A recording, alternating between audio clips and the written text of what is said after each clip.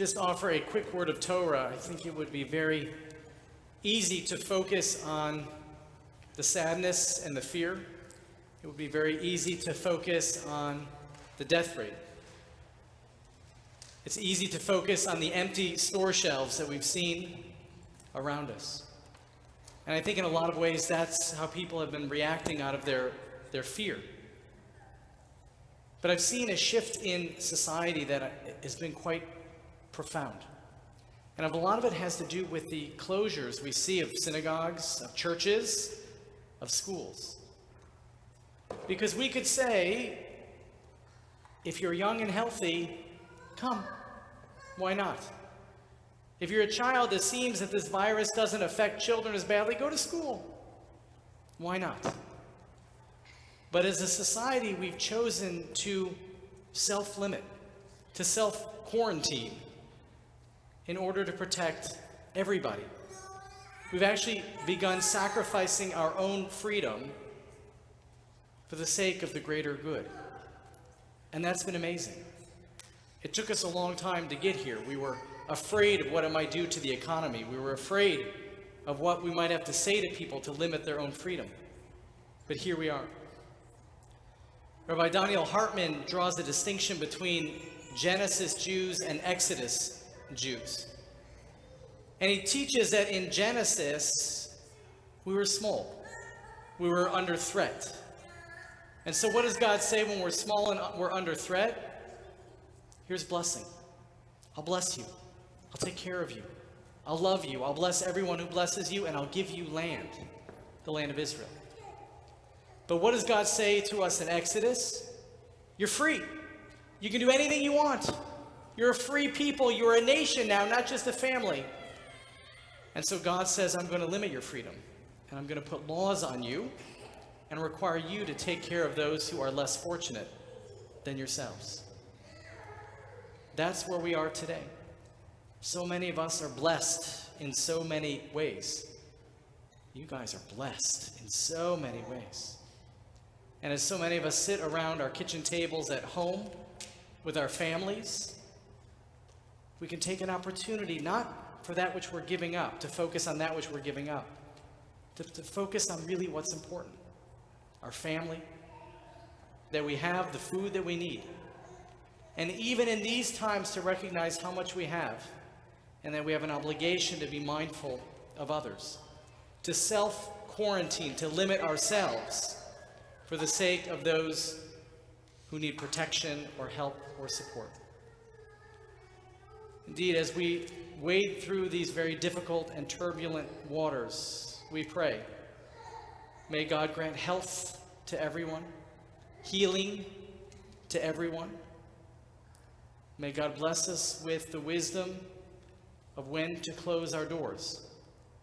And may God bless us with the strength to be able to open our hearts.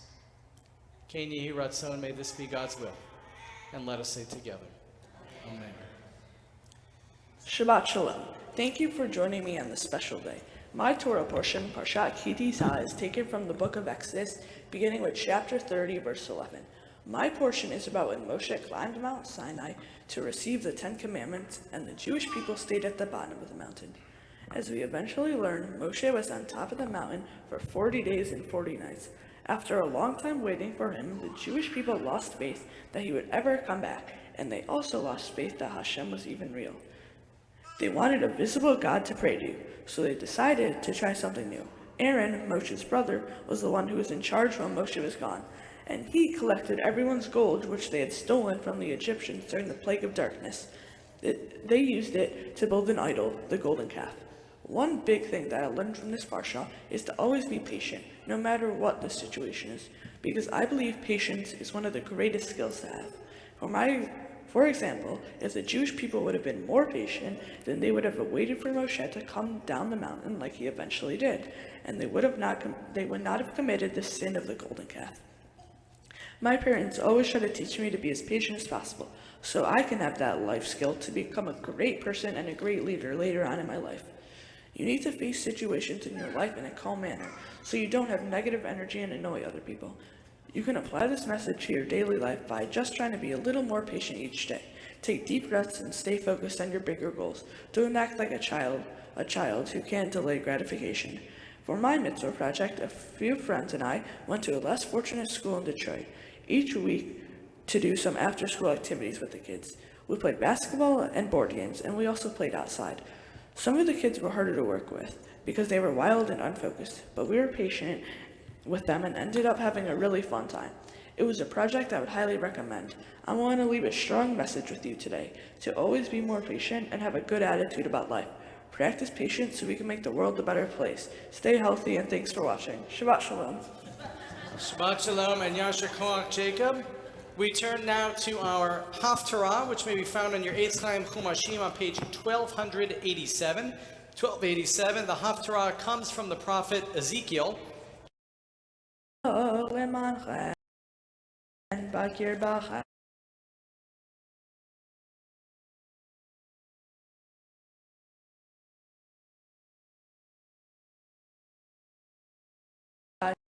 ברוח חדשה, אהיה לכם בעל רבות.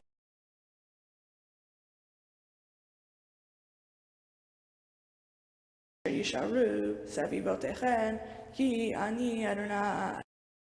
לך אך לא ישוב ריקם, כי המלך נאמן ורק יגל ליבנו.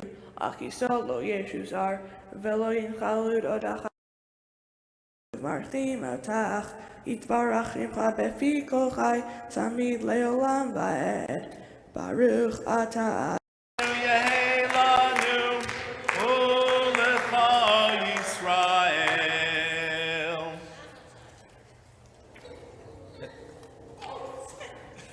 All right, I think that's enough, everybody. Thank you. You may be seated. Jacob Friedman, Yash Koach.